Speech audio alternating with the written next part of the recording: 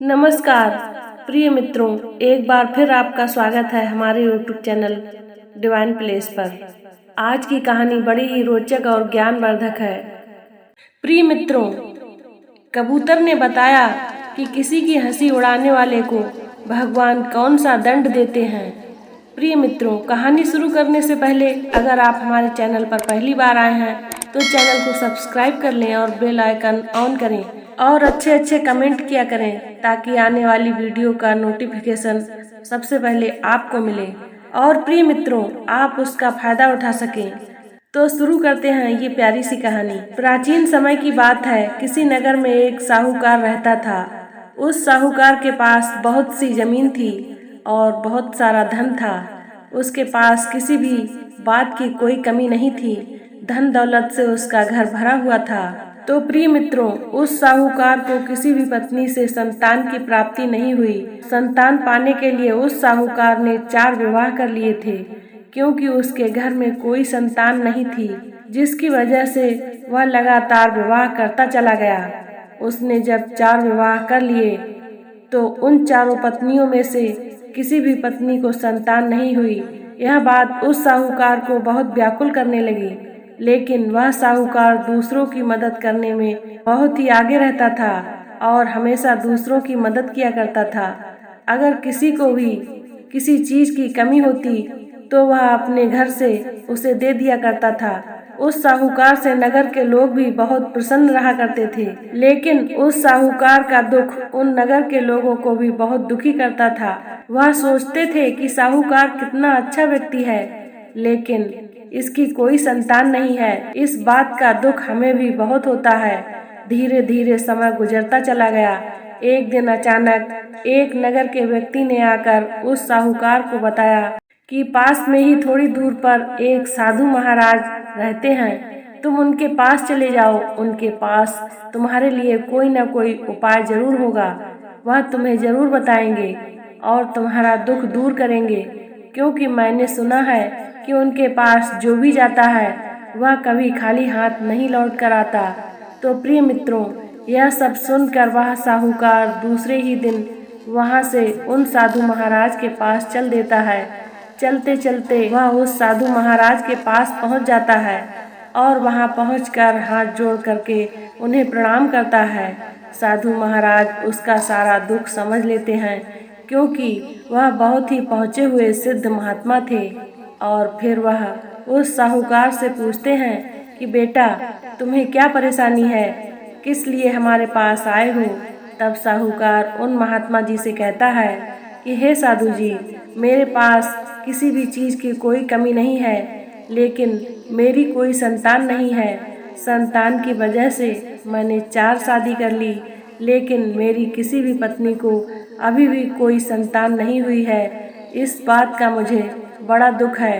तब साधु महाराज कहते हैं, बेटा तुम चिंता मत करो, तुम्हारा सारा दुख दूर हो जाएगा।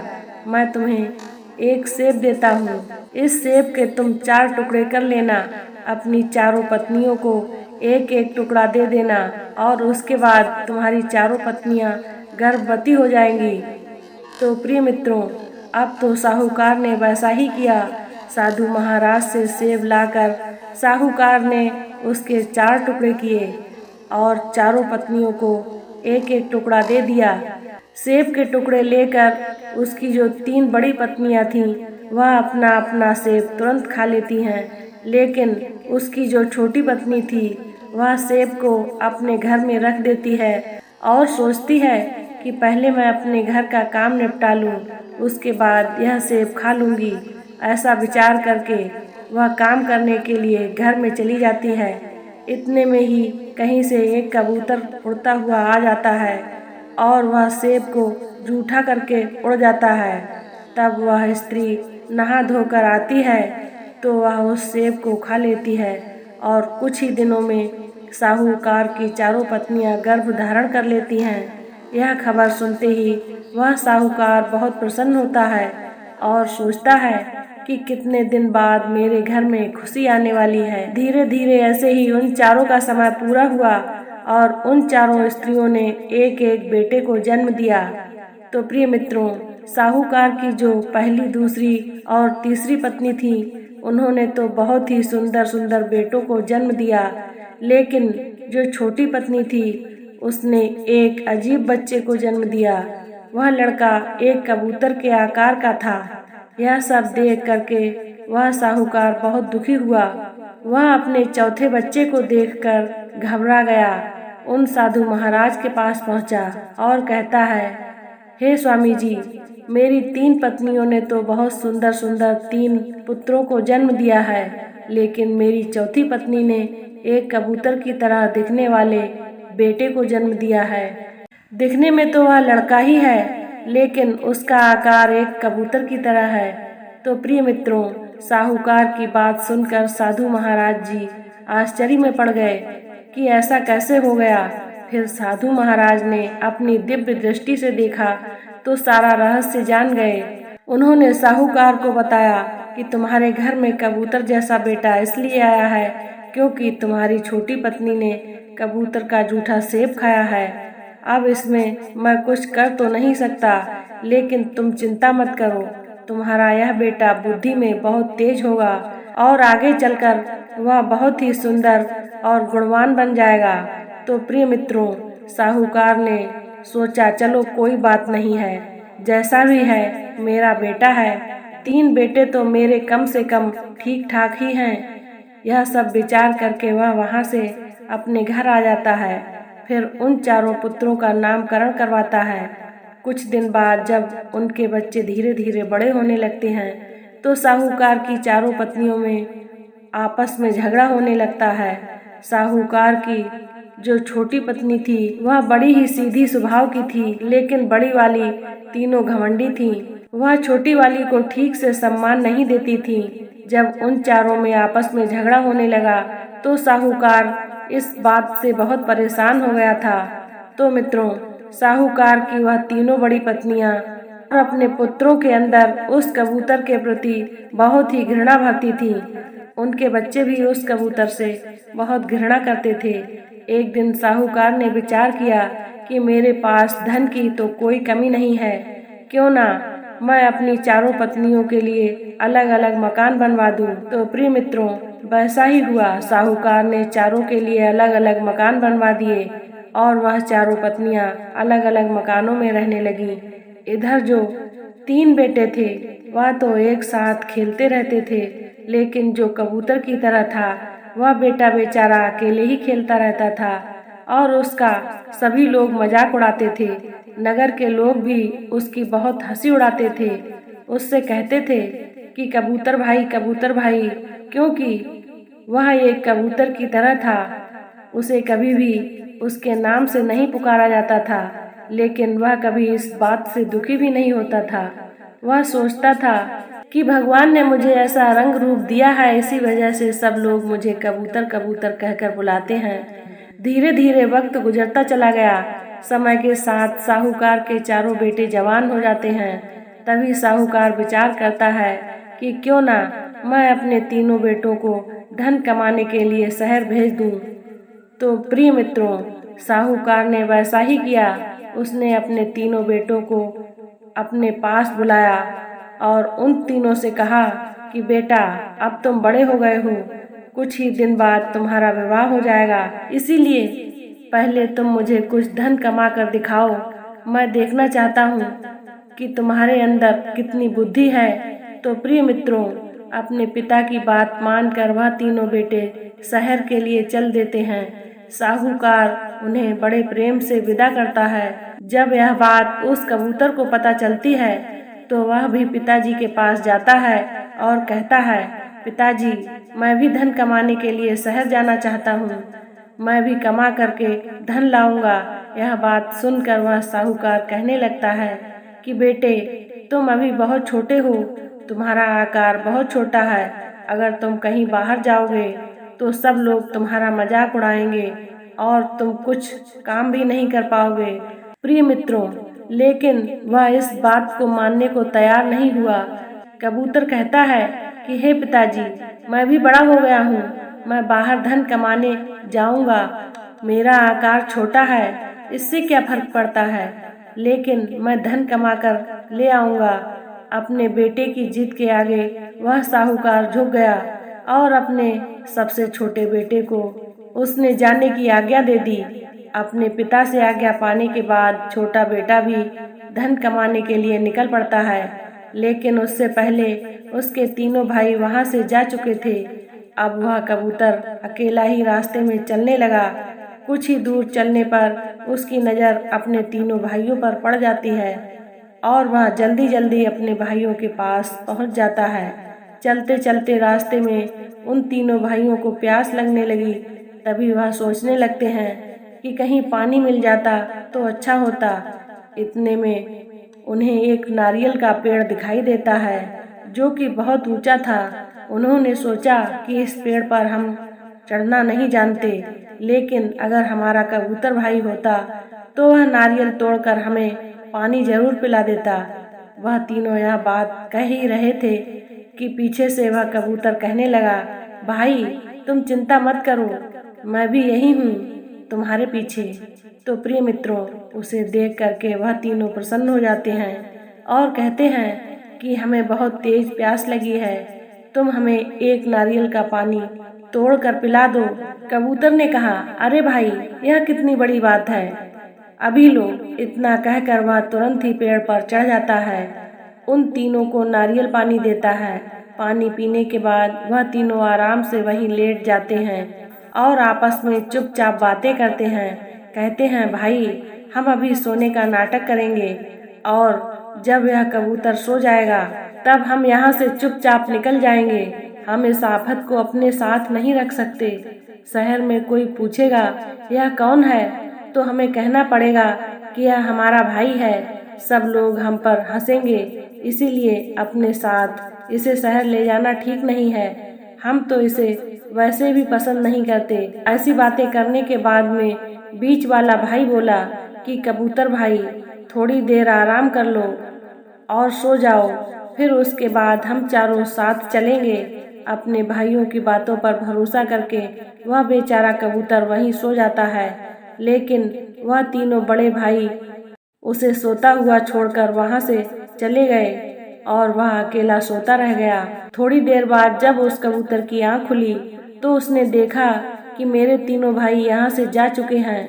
तो उसे बहुत रोना आया और वह रोने लगता है। थोड़ी देर बाद वह सोचता है कि मुझे इस तरह हिम्मत नहीं हारना चाहिए, मुझे भी धन कमाकर पिताजी को दिखाना है। अगर मैं ऐसे ही हार गया तो मेरे शहर आने का क्या फायदा होगा। यही विचार करके वह भी शहर की तरफ चल देता है और वह शहर में पहुंच जाता है। उधर इन तीनों को तो बहुत ही अच्छी अच्छी नौकरी मिल जाती है, लेकिन उस बेचारे कबूतर भाई को कहीं भी नौकरी नहीं मिलती है। वह जहाँ भी जाता है वहाँ उसका मजाक बनता है और मजाक के बाद उसे घर से निकाल दिया जाता है। वह कबूतर बहुत ही परेशान होने लगता है और सोचने लगता है कि भगवान ने मुझे यह कैसा बना दिया जिसकी वजह से मुझे इतने दुख देखने पड़ रहे हैं। धीरे धीरे 3-4 दिन बीत जाते हैं। वह एक दिन सेठ के घर जाता है और सेठ से कहता है कि आप मुझे अपने काम पर रख लो। वह सेठ पूछने लगता है कि आप अपने काम के लिए कितने रुपए लोगे। तभी वह कहने लगता है कि नहीं नहीं भाई, मुझे कोई रुपए नहीं चाहिए, केवल अपने काम पर रख लो। तो प्रिय मित्रों, वह सेठ भी बहुत कंजूस था। उसने सोचा मुफ्त का नौकर मिल रहा है तो इसमें क्या बुराई है, इसे काम पर रख लेते हैं।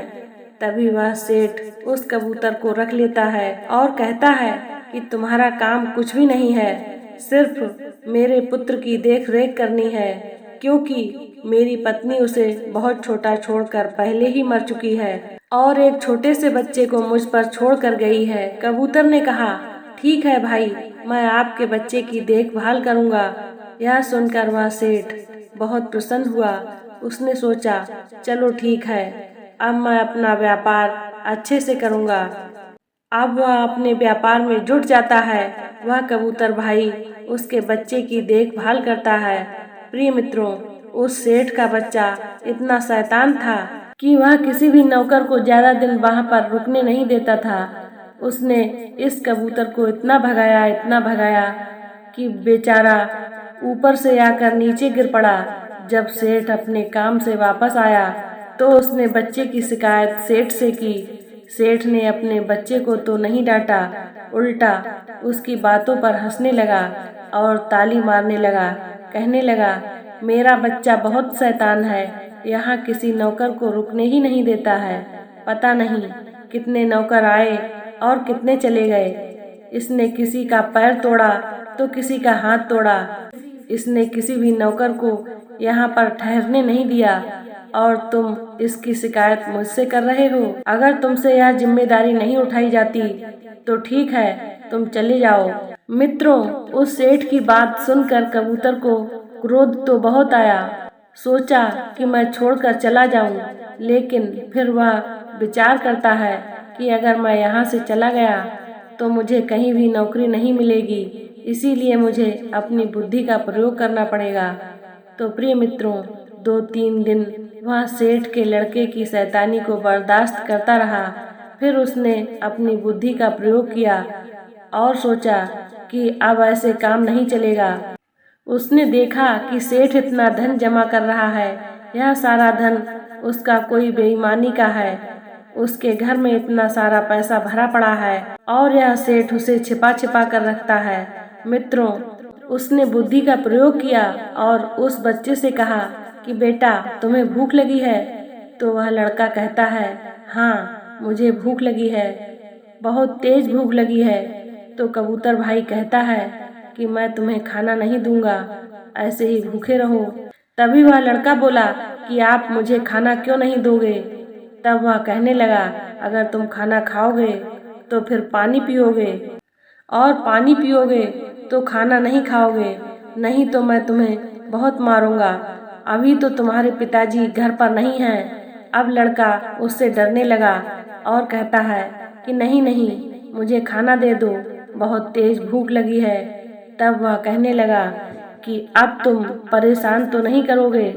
तो उस लड़के ने कहा, नहीं, मैं बहुत ही शांत रहूँगा और तुम्हें परेशान भी नहीं करूँगा। यह सुनकर कबूतर कहने लगा, तो ठीक है, लेकिन पहले तुम्हें मेरे प्रश्न का जवाब देना होगा। तुम यह बताओ कि तुम्हारे पिताजी धन को कहाँ कहाँ पर छुपा कर रखते हैं। लड़के ने पहले विचार किया कि अगर मैं बता देता हूँ तो पिताजी की डांट खानी पड़ेगी, और अगर नहीं बताऊंगा तो मैं भूखा मारा जाऊंगा। इससे अच्छा तो यही है कि मैं इसे बता देता हूँ, पिताजी को क्या ही पता चलेगा। अब सब विचार करके वह लड़का उस स्थान के बारे में बता देता है जहाँ धन छुपा छुपा कर रखा था। अब वह कबूतर उसे खाना देकर धन की तलाश में चला जाता है। फिर वह धन की जगह पर पहुंच जाता है जहां पर सेठ ने धन छुपा कर रखा था। उस गड़े हुए धन से कबूतर ने सोने चांदी के सिक्के निकाल लिए, हीरे मोती के कीमती हार भी निकाल लिए, और उसके बाद उसने उन्हें आटे में मिलाकर रख दिया। प्रिय मित्रों, उस सेठ के यहाँ एक घोड़ी पली हुई थी। वह सेठ घोड़ी की ठीक से देखभाल नहीं करता था। बेचारी घोड़ी बहुत कमजोर हो गई थी। कबूतर उस आटे को ले जाकर उस घोड़ी के आगे डाल देता है। घोड़ी सारा आटा खा लेती है और हीरे के हार को भी खा जाती है। तो प्रिय मित्रों, इस प्रकार उसने बहुत सारा धन उस घोड़ी को खिला दिया। अब कबूतर सोचने लगा कि अब मैं उस बेईमान सेठ का बहुत सारा धन चुरा कर यहाँ से ले जाऊंगा। इस धन से मैं बहुत कुछ कर लूँगा। मित्रों, ऐसा विचार करके वह सेठ से कहता है कि सेठ जी, अब मैं अपने घर जाना चाहता हूँ। मुझे बहुत समय हो गया है, मेरी माँ मुझे याद कर रही होगी। लड़के की ऐसी बातें सुनकर सेठ कहने लगता है, ठीक है, लेकिन तुम्हारे बिना मुझे जरा भी अच्छा नहीं लगेगा। चलो कोई बात नहीं, बताओ तुम्हें क्या चाहिए? जो भी चाहिए हो तुम मुझे बता दो। तभी वह कहने लगा कि सेठ जी, मुझे कुछ नहीं चाहिए, सिर्फ वह घोड़ी मुझे दे दो जिसकी आप अच्छे से देखभाल नहीं करते हो। मैं इसकी अच्छे से देखभाल करूंगा। यह बेचारी यहाँ पूरे दिन एक तरफ खड़ी रहती है। सेठ जी ने मन में सोचा, कितना मूर्ख है, इसने मांगा भी तो क्या मांगा, एक कमजोर सी घोड़ी। सेठ जी बोले, तुझे घोड़ी की जरूरत है तो ले जा, वैसे भी मैं इसकी देखभाल नहीं करता हूँ। प्रिय मित्रों, अब कबूतर उस घोड़ी को लेकर चल देता है। फिर वह सोचता है कि क्यों ना मैं पहले अपने भाइयों को ढूंढ लूं, उसके बाद नगर में चलूंगा। अब तो वह अपने भाइयों के पास जाता है और अपने भाई से कहता है कि भैया, बहुत दिन हो गए हैं, अब हमें नगर लौट जाना चाहिए। प्रिय मित्रों, अपने छोटे भाई की बात मानकर वह तीनों भी अपने मालिक के यहाँ से आज्ञा लेकर धन लेकर लौटने लगते हैं। रास्ते में चलते चलते वह अपने कबूतर भाई का मजाक उड़ाने लगते हैं और कहते हैं कि अरे, तूने इतने दिन में यह सूखी सी घोड़ी ही कमा पाया, तू कुछ रुपए भी नहीं कमा पाया, फिर तू यहाँ आया ही क्यों था। मित्रों, कबूतर अपने भाइयों की बातों का बुरा नहीं मानता। वह अपने रास्ते में चलता रहा। कुछ दूर चलने के बाद उन तीनों भाइयों को भूख लगने लगी। तभी रास्ते में एक बेर का पेड़ पड़ा। उसमें बहुत सारे बेर लगे हुए थे। बेर के पेड़ को देखकर वह तीनों भाई उस कबूतर से मीठी मीठी बातें करने लगते हैं और कहते हैं कि कबूतर भाई, हमें भूख लगी है, हमारे लिए बेर तोड़ कर दो। मित्रों, अब वह कबूतर भाई पहले जैसा नहीं था। अब वह समझ चुका था कि कौन मेरा अपना है और कौन मेरा शत्रु है। वह झट से अपनी घोड़ी से उतरा और बेर के पेड़ पर चढ़ गया। पहले तो वह मीठे मीठे बेर खुद खाता है और अपनी घोड़ी को खिलाता है। उसके बाद कच्चे कच्चे बेर अपने भाइयों को देता है। मित्रों, बेर खाकर वह चारों फिर से वहां से आगे को चल देते हैं और चलते चलते अपने नगर के पास पहुंच जाते हैं। जब वह नगर के पास पहुंचे तो उन्होंने सोचा कि क्यों ना हम पहले इस कबूतर के घर चलते हैं, देखेंगे कि इसकी माँ इसके साथ कैसा व्यवहार करती है, क्योंकि यह कुछ धन तो कमा करके लाया नहीं है, यह सूखी सी घोड़ी कहीं से उठा लाया है। यह विचार करके वह पहले उस कबूतर के घर जाते हैं। इधर जब नगर वालों को पता चलता है कि कबूतर एक सूखी सी घोड़ी लेकर आया है, तो सभी लोग उसका मजाक बनाने के लिए उसके घर पर इकट्ठे हो जाते हैं और वहां जाकर उसका मजाक बनाने लगते हैं। यह सब देखकर उसकी माँ को बहुत दुख होता है और उसकी माँ सोचती है कि मैंने इससे पहले ही मना किया था और यह मेरा मजाक बनाने के लिए इस सूखी सी घोड़ी को लेकर आया है। प्रिय मित्रों, इधर वह कबूतर अपनी माँ से कहता है कि माँ, तुम जल्दी जल्दी आंगन लीप कर उसके बाद 2 मोटे मोटे डंडे ले आओ। उसकी माँ कहने लगी कि क्या पागलों जैसी बातें करते हो। उसने कहा, माँ मेरी बात मानो, पहले आप ऐसा करो तो सही। मित्रों, अपने बेटे के आगे उसकी एक ना चली। अब वह वैसा ही करती है। जल्दी जल्दी उसने आंगन को लीपा और मोटे मोटे डंडे लाकर रख दिए। उसके बाद वह कबूतर घोड़ी को बीच आंगन में खड़ा कर लेता है और एक एक डंडा उसकी पीठ पर जोर से मारने लगता है। तभी वह डंडों की वजह से उल्टी करना शुरू कर देती है, जिससे सोने चांदी के सिक्के और हीरे मोती के हार निकलने शुरू हो जाते हैं। मित्रों, यह देखकर सब लोग आश्चर्य में पड़ जाते हैं और कहते हैं, यह तो कोई जादू है। जब यह दृश्य वह तीनों भाई देखते हैं तो उन तीनों भाइयों के मन में लालच आ जाता है। ऐसा नजारा देखकर वह हैरान रह जाते हैं। उनकी आंखों के सामने वह डंडा मारता जाता है।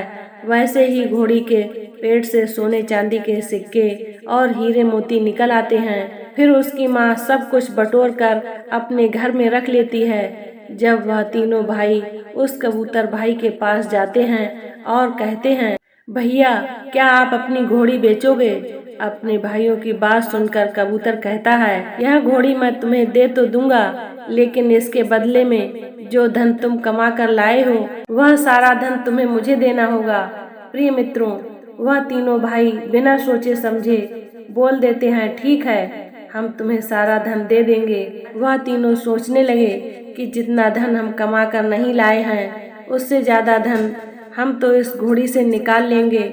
यह सब विचार करके वह तीनों अपना अपना धन उस कबूतर भाई को दे जाते हैं और उस घोड़ी को लेकर अपने घर पहुंच जाते हैं। इधर यह बात तो पूरे नगर में फैल चुकी थी कि कबूतर भाई एक घोड़ी को लेकर आया है जो कि चमत्कारी घोड़ी है। सब लोग उस घोड़ी को देखने के लिए आते हैं। इधर उन तीनों की माँ ने पहले से ही आंगन को लीप रखा था। उन तीनों ने अपनी माताओं से कहा कि मोटे मोटे डंडे लेकर आओ।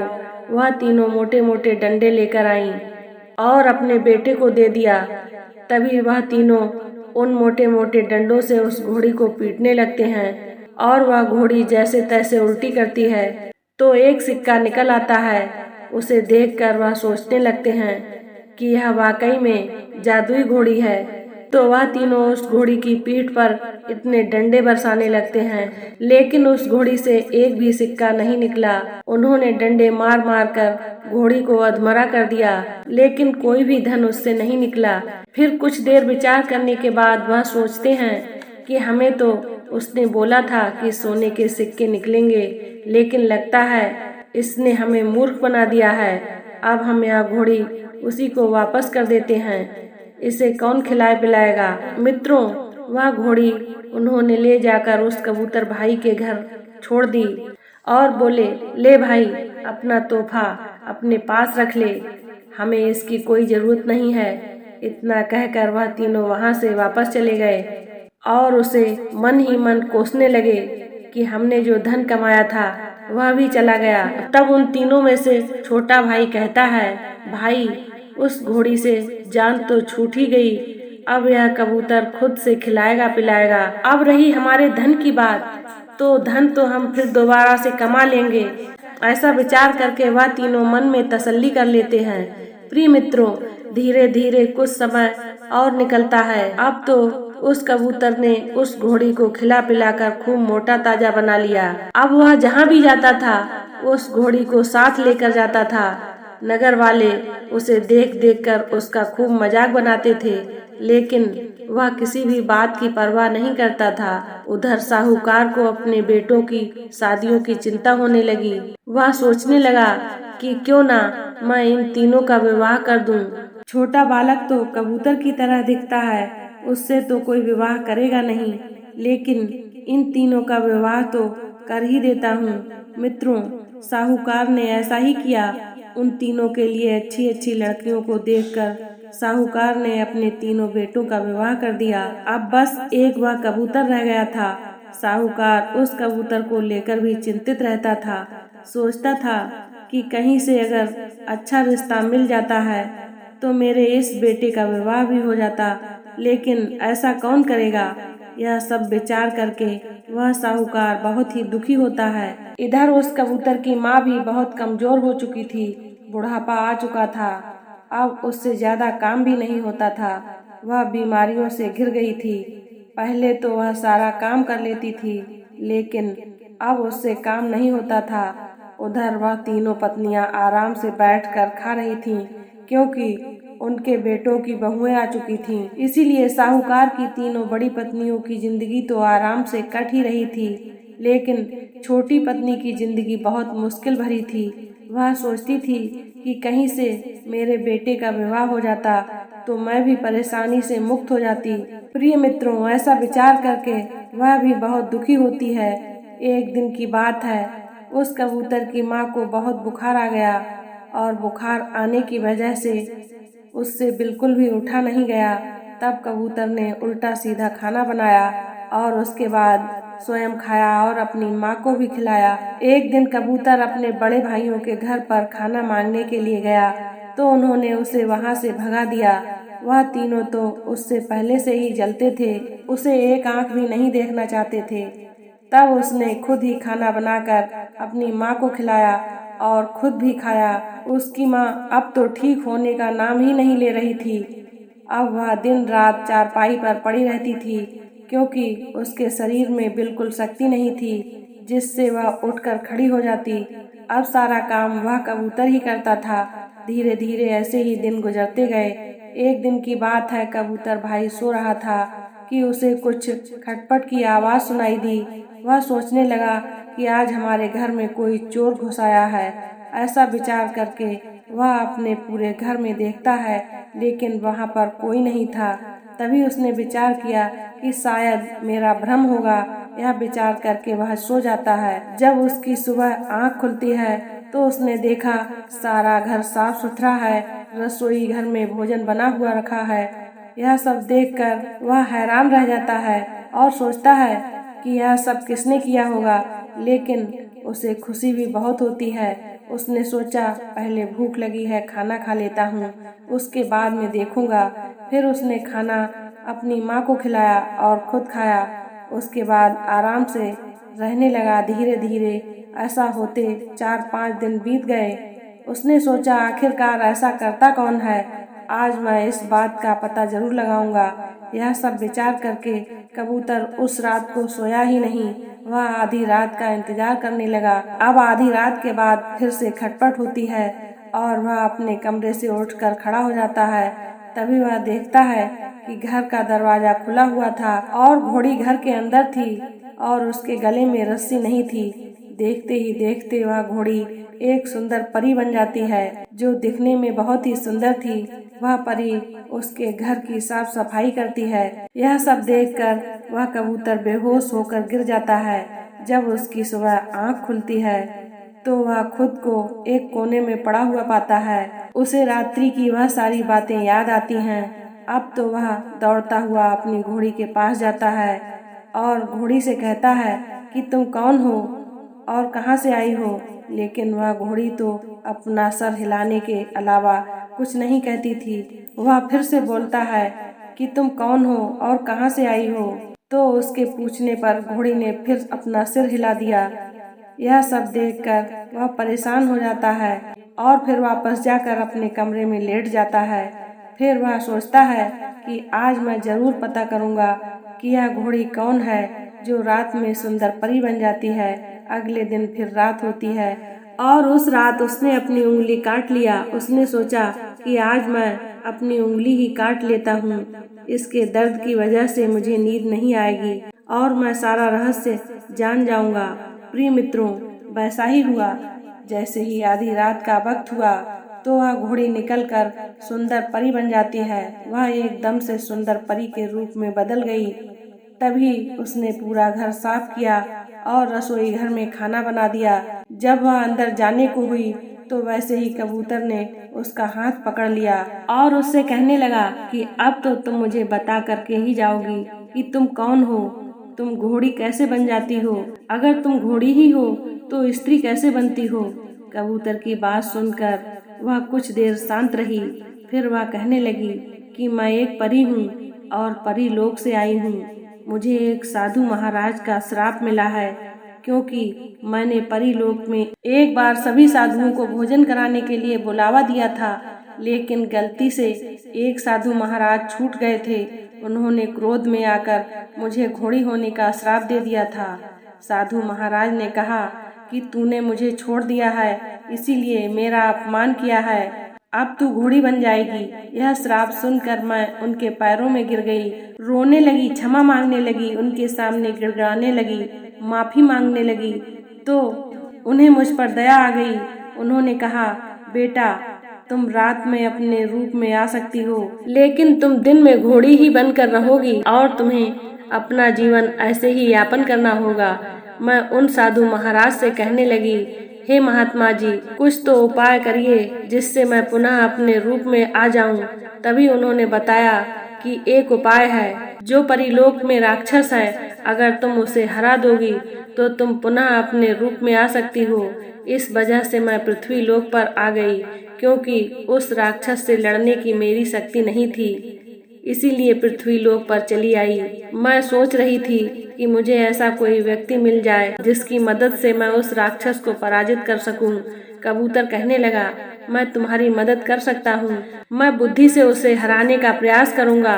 तभी वह परी कहने लगी, तो ठीक है, कल रात को तुम इसी समय यहाँ आ जाना और जब मैं अपने परी रूप में आऊँ तो मैं तुम्हें वहाँ पर ले चलूँगी, क्योंकि दिन में तो मैं घोड़ी ही बनकर रहती हूँ।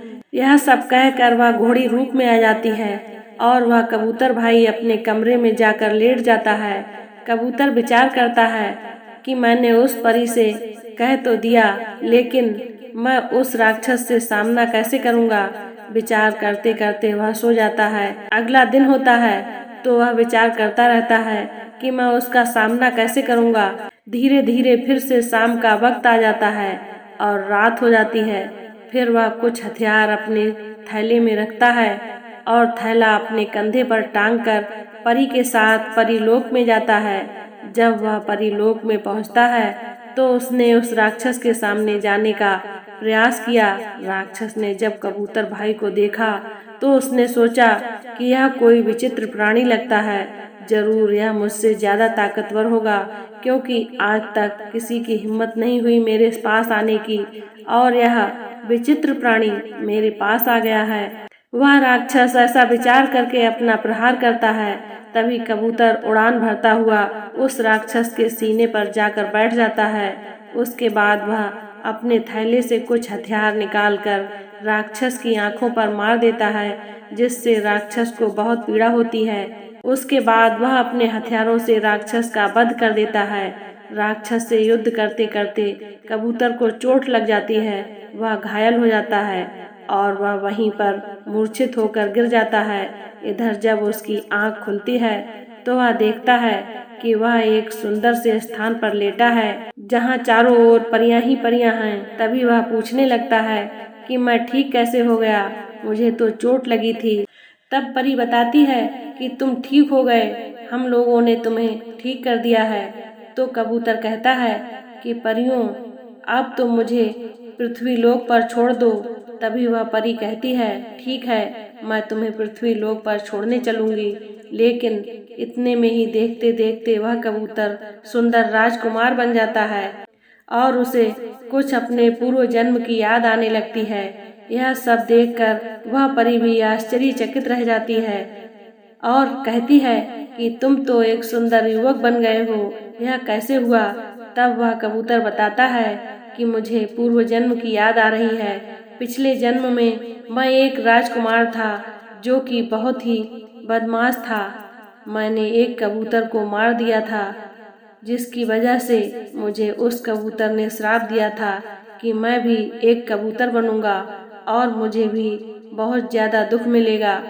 जब मैं उससे बहुत रोया और गिड़गिड़ाया तब उसने मुझे बताया कि तुमसे एक परी मदद मांगने आएगी। अगर तुम उस परी की सहायता कर दोगे तो तुम फिर से सुंदर युवक बन जाओगे। कबूतर की कहानी सुनकर वह परी बहुत प्रसन्न हो जाती है। वह परी कबूतर से विवाह कर लेती है और परीलोक की अपनी सारी शक्तियों को त्याग देती है। फिर उसके बाद वह दोनों पृथ्वी लोक पर आ जाते हैं। उधर जब उसकी माँ सुंदर पुत्र और बहू को देखती है तो बहुत खुश हो जाती है। प्रिय मित्रों, सारे नगर में यह बात फैल गई कि कबूतर भाई बहुत सुंदर युवक बन गया है। अब तो उसे देखने के लिए पूरा नगर एकत्रित हो गया। उसे देखने के बाद उसकी नगर में वाह वाह होने लगी। इधर जब यह बात उन तीनों भाइयों को पता चलती है तो वह मन ही मन बहुत जलते हैं, शर्मिंदा होते हैं, क्योंकि अब उसकी बहुत ही सुंदर पत्नी थी और वह खुद भी बहुत सुंदर हो चुका था। प्रिय मित्रों, अब तो वह कबूतर नगर का प्रिय बन गया था, क्योंकि वह भी अपने पिता की तरह सबकी मदद करता था और किसी को भी अपने घर से खाली हाथ नहीं भेजता था। अब उसकी जिंदगी में खुशहाली आ गई थी। प्रिय मित्रों, अंत में कबूतर बताता है कि हमें किसी के रंग रूप का मजाक नहीं उड़ाना चाहिए, किसी से घृणा नहीं करनी चाहिए। ईश्वर ने जिसे जैसा बनाकर भेजा है वह अच्छा ही होता है। यदि हम किसी की निंदा करते हैं, किसी के रूप की हंसी उड़ाते हैं, किसी को अपने रूप, गुण और बल में हीन समझते हैं, तो ईश्वर ऐसे लोगों को दंडित करते हैं, क्योंकि ऐसे लोगों के साथ ईश्वर की विशेष कृपा जुड़ी होती है। जो कुरूप होते हैं, अंगहीन होते हैं, उनकी हंसी उड़ाने वाले को ईश्वर दंड जरूर देता है। सब अपने अपने कर्मों का भोग भोगने के लिए आते हैं। अगर हम किसी का मजाक उड़ाते हैं तो हमें भी अगले जन्म में मजाक का पात्र बनना पड़ता है।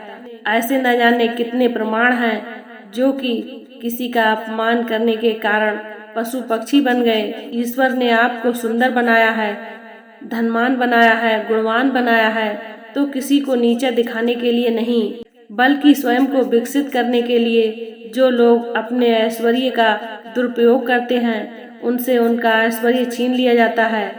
प्रिय मित्रों, इतनी बात कबूतर अंत में बताता है।